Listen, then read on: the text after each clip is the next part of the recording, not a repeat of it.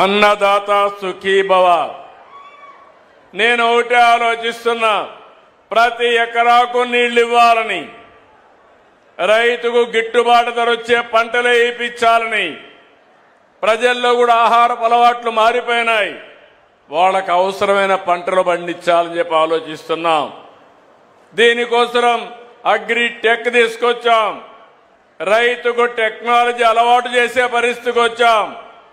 తొందరలోనే ప్రతి రైతుకు కూడా ఇబ్బంది లేకుండా మీకు అందుబాటులో ఒక ఏఐ అగ్రానమీ అంటే అగ్రికల్చర్ ఎక్స్పర్ట్ మీ ఏఐ ద్వారా మీకు అందుబాటులో తీసుకొచ్చే బాధ్యత నేను తీసుకుంటానని చెప్పి కూడా నేను మీకు తెలియజేస్తున్నా.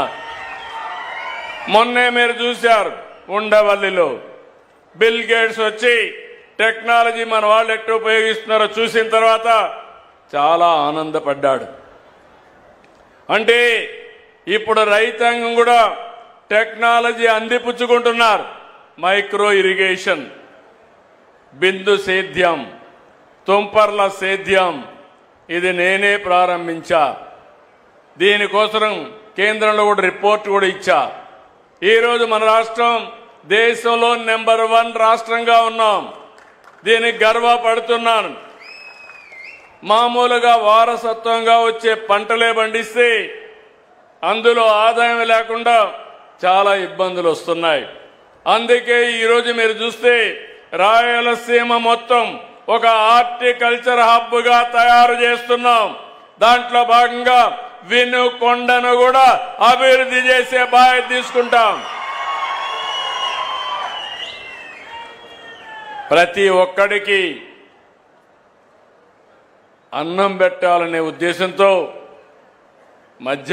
మధ్యాహ్నం కానీ సాయంత్రం కానీ తెల్లవారి కానీ తిండి లేదు, అదే మరి ఆకలితో బాధపడుతుందనే పరిస్థితి రాకూడదని 5 రూపాయలకే ఈ రోజుట్లో మీకు భోజనం పెడుతున్నామంటే అది ఈ ప్రభుత్వం యొక్క విధానం.